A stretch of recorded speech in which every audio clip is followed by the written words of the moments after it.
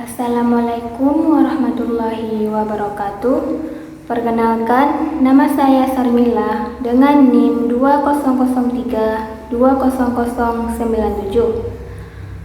Pada pertemuan ini, saya akan membahas materi pada mata kuliah Manajemen Mutu Produk Pertanian yang berjudul tentang GAP atau Good Agricultural Practices. Pastinya kita harus mengetahui yang pertama yaitu tentang GAP. GAP yaitu merujuk pada praktik-praktik pertanian yang baik dan berkelanjutan. GAP mencakup metode-metode yang mempromosikan produktivitas tanaman yang tinggi, efisiensi penggunaan sumber daya, serta keamanan dan kualitas produk pertanian. GAP mencakup aspek-aspek seperti pemilihan benih yang baik, pengelolaan air, pengendalian hama yang berkelanjutan, dan pemantauan lingkungan.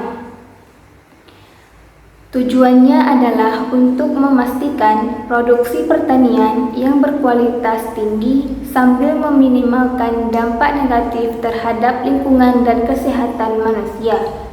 Penerapan Good Agricultural Practices yaitu melibatkan serangkaian langkah dan tindakan yang harus diambil oleh petani untuk memastikan bahwa praktik-praktik pertanian dilakukan dengan baik dan berkelanjutan. Ada beberapa langkah umum dalam penerapan GAP, yaitu yang pertama pendidikan dan pelatihan. Pendidikan dan pelatihan, petani perlu diberikan pengetahuan dan keterampilan tentang praktik-praktik GAP. Pelatihan dapat mencakup pemilihan benih yang baik, penggunaan pupuk yang tepat, pengendalian hama yang berkelanjutan, dan praktik-praktik lainnya. Dan yang kedua, itu perencanaan pertanian. Perencanaan pertanian yang dimaksud yaitu petani perlu merencanakan kegiatan pertanian mereka dengan bijak, termasuk pemilihan tanaman yang sesuai rotasi tanaman dan jadwal penanaman yang baik. Nah, ada beberapa langkah umum dalam penerapan GAP. Yang pertama yaitu pendidikan dan pelatihan. Dalam pendidikan dan pelatihan, petani perlu diberikan pengetahuan dan keterampilan tentang praktik-praktik GAP. Pelatihan dapat mencakup pemilihan benih yang baik, penggunaan pupuk yang tepat, pengendalian hama yang berkelanjutan, dan praktik-praktik lainnya. Yang kedua itu perencanaan pertanian.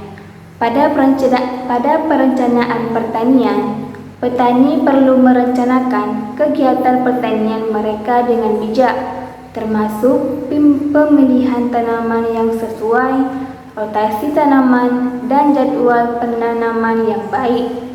Yang ketiga itu pemilihan benih dan tanaman. Pemilihan benih dan tanaman yaitu memilih varietas tanaman yang sesuai dengan kondisi lingkungan setempat dan memiliki ketahanan terhadap hama dan penyakit.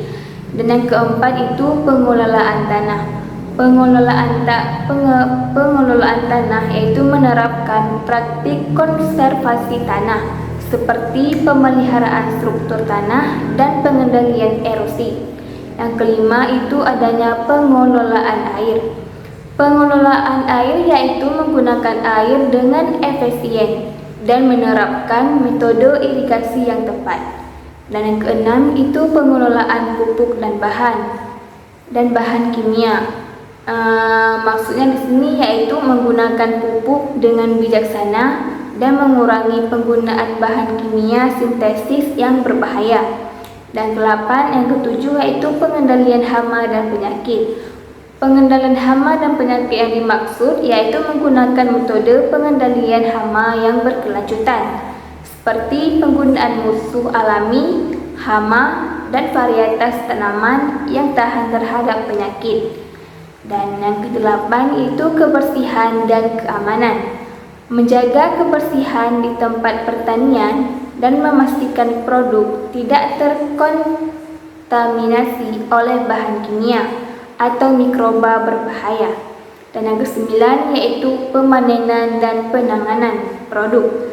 Dalam pemanenan dan penanganan produk, pemanenan dilakukan pada waktu yang tepat dan produk ditangani dengan hati-hati untuk meminimalkan kerusakan dan kontaminasi. Dan yang ke-10 yaitu pelebalan dan jejak balik. Menyusun sistem pelebalan yang jelas untuk produk pertanian serta memastikan kemampuan jejak balik jika diperlukan. Dan yang selanjutnya yaitu adanya pemantauan dan evaluasi. Melakukan pemantauan secara teratur terhadap praktik-praktik pertanian dan hasil produk untuk memastikan kepatuhan terhadap GAP. Dan yang terakhir yaitu sertifikasi. Beberapa petani atau produsen mungkin memilih untuk mendapatkan sertifikasi GAP untuk menunjukkan bahwa mereka mematuhi standar tertentu dalam praktik pertanian mereka. Penerapan GAP memerlukan komitmen, edukasi, dan kerjasama antara petani, pemerintah, dan pemangku kepentingan untuk menciptakan sistem pertanian yang berkelanjutan dan memproduksi produk berkualitas tinggi. Berdasarkan Pusat Sosial Ekonomi dan Kebijakan Pertanian Kementerian Pertanian Rakyat Indonesia, GAP adalah sebuah teknis penerapan sistem sertifikasi proses produksi pertanian yang menggunakan teknologi maju, ramah lingkungan, dan berkelanjutan, sehingga produk panen aman dikonsumsi, kesejahteraan pekerja diperhatikan, dan usaha tani memberikan keuntungan ekonomi bagi petani. GAP telah ditetapkan di Indonesia sejak tahun 2003. Dimulai dari GAP komoditas sayuran yang secara berangsur mewajibkan semua produk bahan pangan untuk perdagangan. Untuk diperdagangkan, global memiliki sertifikat GAP. ASEAN GAP menekankan terhadap 4 komponen, yaitu yang pertama keamanan konsumsi pangan, yang kedua pengelolaan lingkungan dengan benar, dan yang ketiga keamanan, kesehatan, dan kesejahteraan pekerja lapang, dan yang keempat itu jaminan kualitas produk dan bila diperlukan.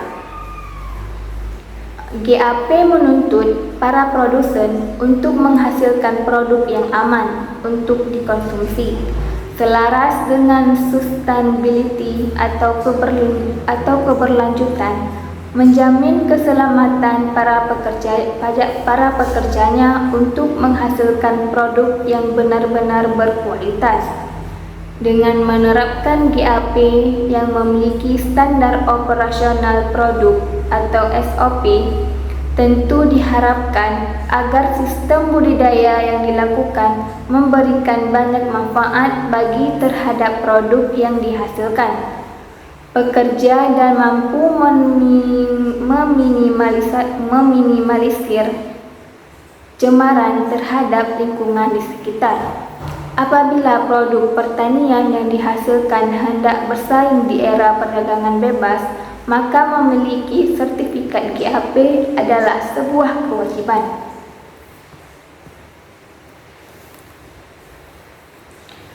Ada beberapa macam GAP yang sesuai dengan komoditas yang dikembangkan. GAP itu mencakup kegiatan pratanam hingga penanganan pasca panen dalam upaya menghasilkan produk buah dan sayur segar yang aman dikonsumsi, bermutu baik, ramah lingkungan, berkelanjutan, dan berdaya saing.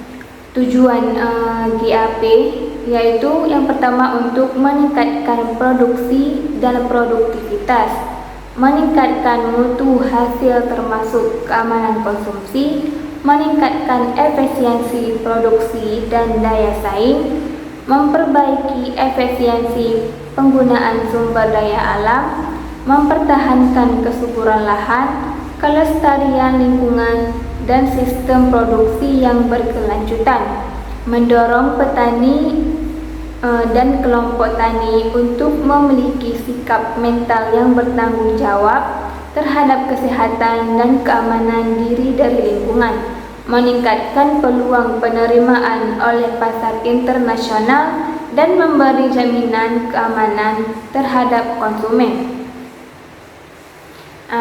Dalam praktik tanaman obat, maka itu pasti perlunya yang pertama yaitu pemilihan tanaman obat. Yang kedua yaitu identitas botani. Yang ketiga spesimen tanaman obat.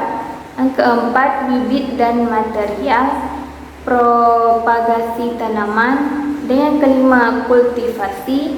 Yang keenam pemanenan dan personal.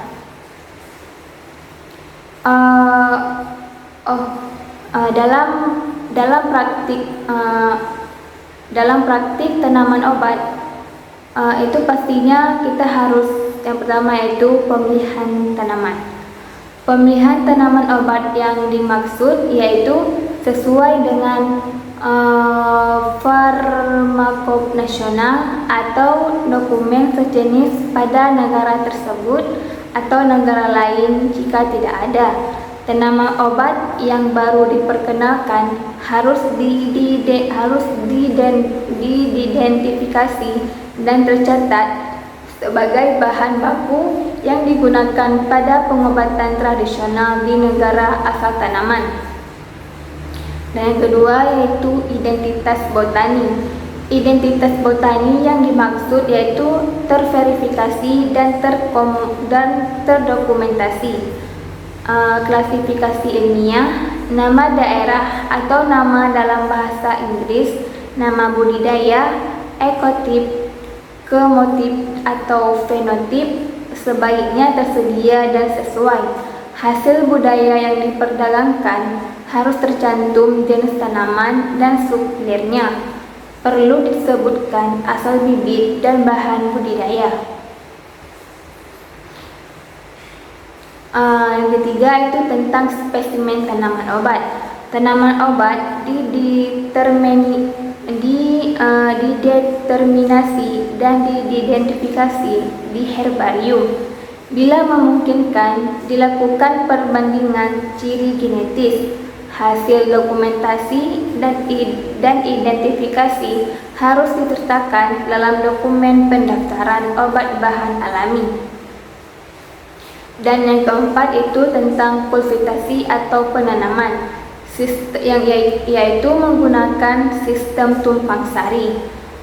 Faktornya yaitu pemilihan tempat, dampak ekologi dan sosial, iklim, tanah, pengairan dan pembuangan, pemeliharaan dan perlindungan tanaman.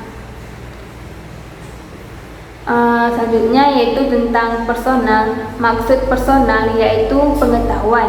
Pengetahuan yang dimaksud di sini yaitu pengetahuan tentang identifikasi botani, karakteristik budidaya, kebutuhan lingkungan, pemanenan dan penyimpanan. Dan pelatihan yang dimaksud yaitu seperti kebersihan, dan ketiga yaitu kesehatan dan keselamatan kerja. Untuk mengambil daun, bunga, batang atau dahan, ambil bagian yang paling baik, daun yang belum digigis serangga. Cabut bagian pucuk yang menstimulasi pertumbuhan tanaman. Potong dengan pisau tajam sehingga tidak menyakiti tanaman. Dan tentang akar, yaitu lebih baik diambil di musim gugur.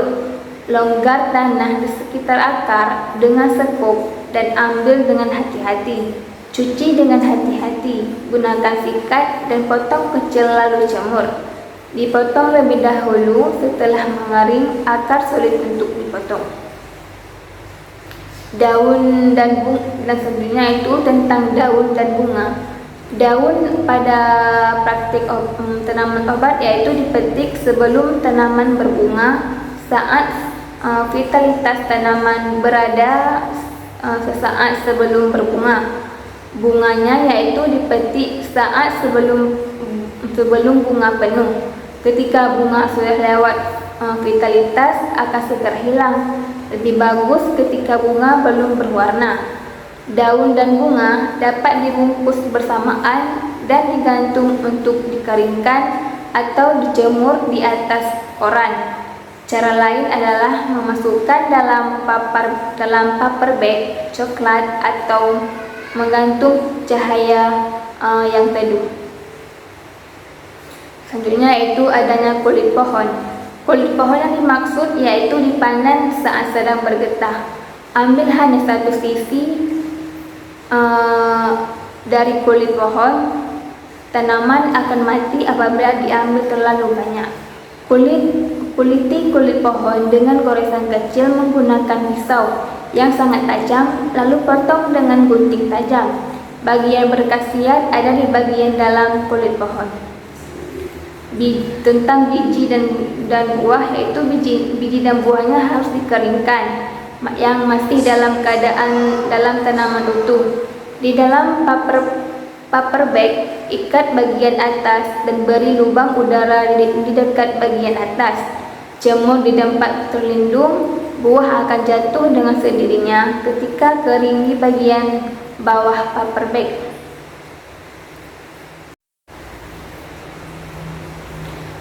Ada beberapa macam GAP sesuai dengan komoditas yang dikembangkan.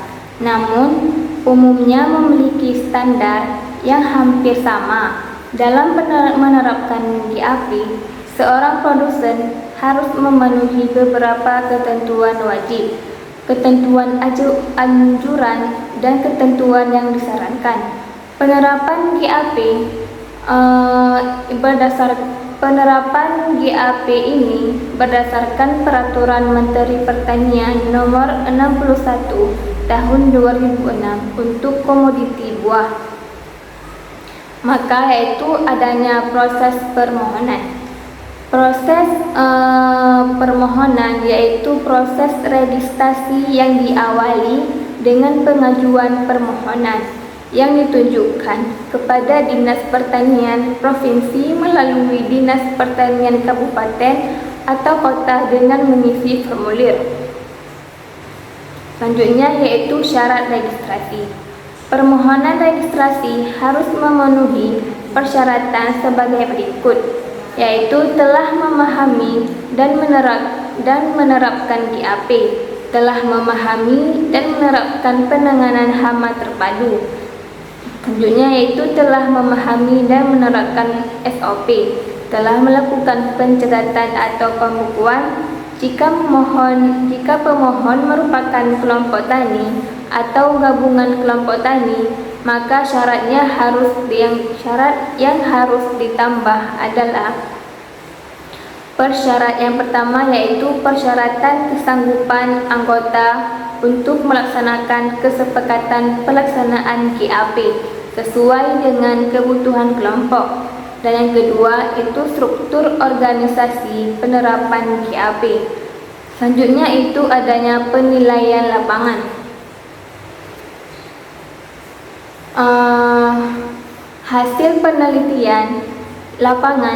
Hasil penilaian lapangan dibagi menjadi 3 kategori. Yang selanjutnya disampaikan secara tertulis kepada Kepala Dinas Pertanian Provinsi untuk diproses lebih lanjut. Kategori tersebut adalah yang pertama itu lulus. Jika pemohon memenuhi 100% kategori kegiatan wajib, minimal 60% kategori sangat dianjurkan, dan minimal 40% kegiatan kategori anjuran. Yang kedua itu lulus dengan perbaikan. Jika ditemukan ketidakpatuhan atau penyimpangan kegiatan permohonan pada kategori sangat dianjurkan dan anjuran, sehingga tidak memenuhi syarat minimal. Perbaikan harus dilakukan maksimal 3 bulan sejak keputusan perbaikan diterima. Pada registrasi lulus dengan perbaikan, pemohon hanya diberitahu nomor registrasi kebun atau lahan usahanya saja, sedangkan surat keterangan akan diberikan jika pemohon telah melakukan perbaikan. Jika dalam waktu yang telah ditetapkan pemohon tidak melakukan perbaikan, maka nomor registrasi tersebut dianggap batal, artinya dinyatakan tidak lulus. Dan selanjutnya yang ketiga yaitu tidak lulus. Jika ditemukan ketidakpatuhan atau penyimpangan penerapan GAP pada kategori wajib sehingga tidak dapat memenuhi persyaratan 100%, maka pemohon dinyatakan tidak lulus. Kepada pemohon disarankan untuk melakukan perbaikan lalu mengajukan permohonan registrasi ulang. Dan kegiatan selanjutnya yaitu masa berlaku surat keterangan registrasi.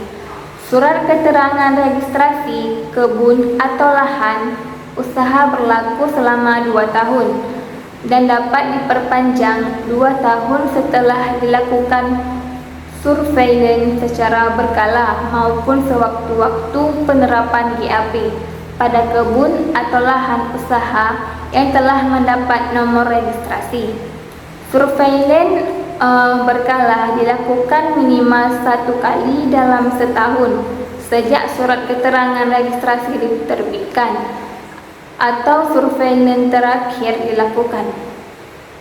Surveillance sewaktu-waktu dilakukan jika ada informasi adanya indikasi bahwa permohonan telah melakukan ketidakpatuhan, penyimpangan dalam pelaksanaan GAP. Selanjutnya yaitu tentang pembekuan dan pencabutan nomor registrasi. Pembekuan nomor registrasi dilakukan jika yang pertama itu ditemukan adanya ketidakpatuhan atau penyimpangan dalam pelaksanaan GAP pada kegiatan wajib. Sangat dianjurkan dan anjuran sesuai dengan syarat minimal yang dipersyaratkan dalam waktu 6 bulan tidak dilakukan perbaikan. Masa berlaku nomor registrasi telah habis dan permohonan perpanjangan diajukan kurang dari 30 hari kerja sebelum masa berlaku habis. Pada kondisi ini, pemohon harus mengajukan permohonan dari awal.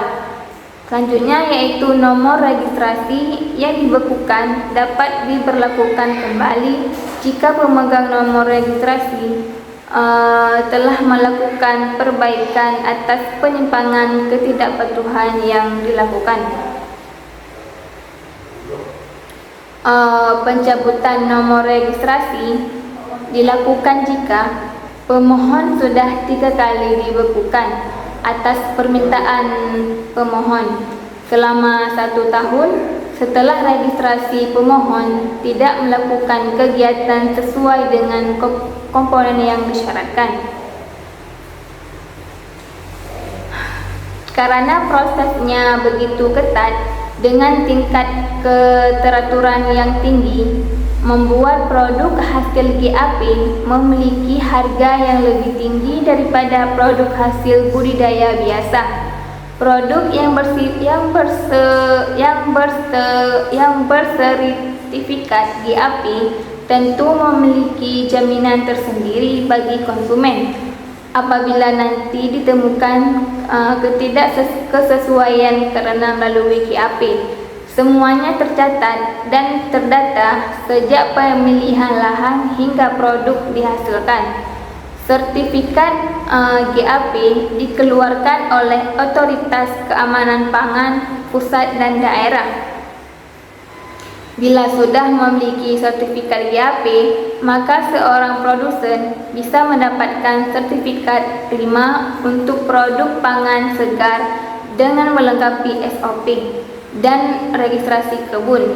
Sertifikat ini bermanfaat untuk bersaing dengan produk dari luar negeri dalam perdagangan bebas. Produk bisa menembus perdagangan bebas, maka produk tersebut harus sudah memiliki sertifikat GAP global. GAP menuntut para produsen untuk menghasilkan produk yang aman untuk dikonsumsi, selaras dengan sustainability atau keberlanjutan, menjamin keselamatan para pekerjanya untuk menghasilkan produk yang benar-benar berkualitas. Dengan menerapkan GAP yang memiliki standar operasional produk atau SOP, tentu diharapkan agar sistem budidaya yang dilakukan memberikan banyak manfaat bagi terhadap produk yang dihasilkan pekerja dan mampu meminimalisir cemaran terhadap lingkungan di sekitar. Apabila produk pertanian yang dihasilkan hendak bersaing di era perdagangan bebas, maka memiliki sertifikat GAP adalah sebuah kewajiban.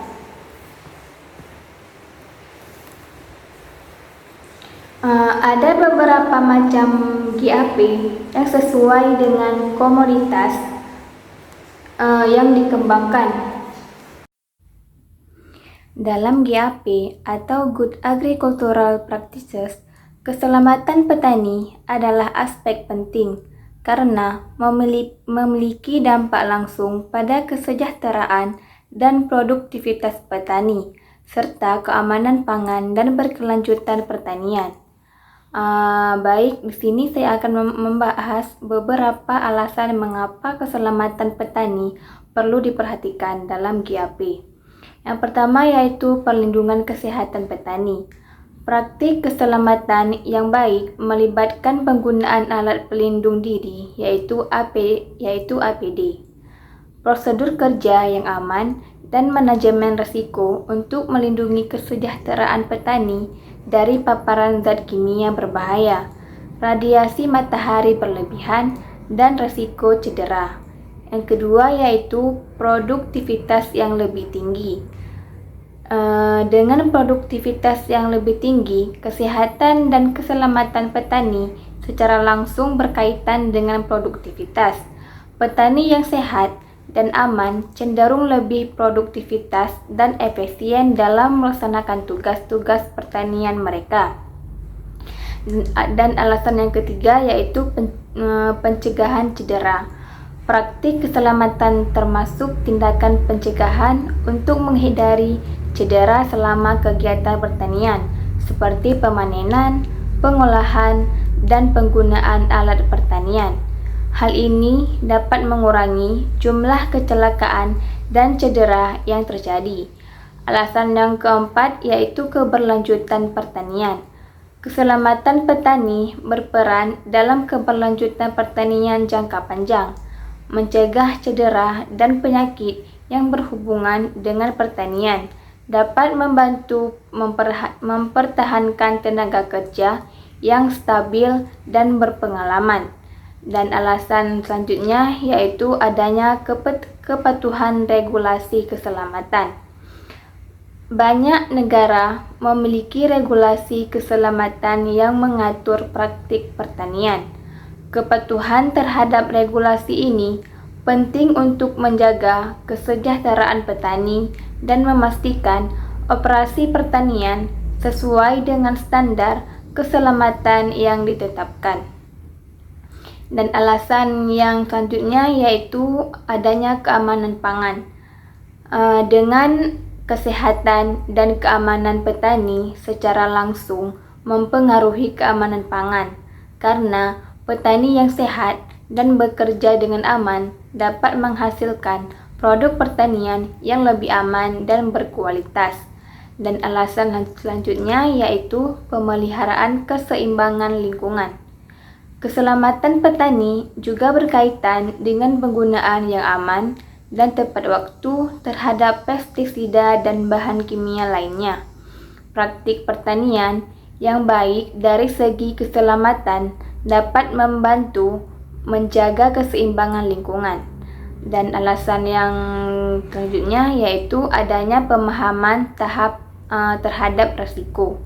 Petani yang dilibatkan dalam pelatihan keselamatan memiliki pemahaman yang lebih baik terhadap risiko yang terkait dengan kegiatan pertanian.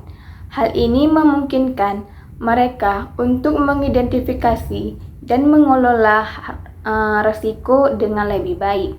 Nah, dengan memprioritaskan keselamatan petani, GAP atau Good Agricultural Practices tidak hanya meningkatkan kesejahteraan individu petani, tetapi juga memberikan dampak positif terhadap produktivitas, keamanan pangan, dan keberlanjutan pertanian secara keseluruhan. Cukup sekian materi yang bisa saya sampaikan tentang GAP. Assalamualaikum warahmatullahi wabarakatuh.